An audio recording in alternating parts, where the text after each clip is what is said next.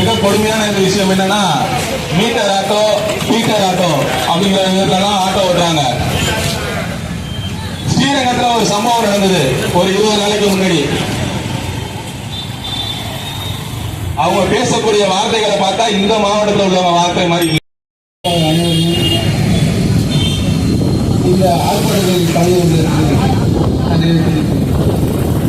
நம்மளுடைய தமிழக அரசிடம் நாங்கள் தொடர்ந்து கேட்டுக்கிட்டு இருக்கோம். இந்த ஆண்டு மட்டும் கேட்கல, பல முறை ஆர்ப்பாட்டம் வைத்து தொடர்ந்து கேட்டு 13ஆம் தேதி ஆர்ப்பாட்டத்தை முடிச்சிட்டோம்.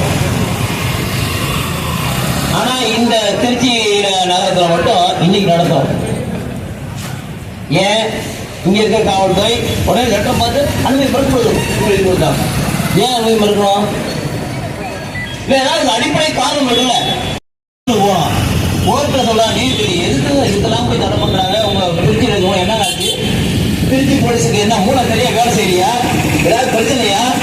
எதுக்கு அவங்க கொடுத்தாங்க சொல்லி இன்னைக்கு கோர்ட்டு அனுமதியோட இந்த இடத்துல நடத்தும். இந்த ராமகிருஷ்ணா பாலத்தில் நடத்துறோம். கோர்ட் சொல்ல இந்த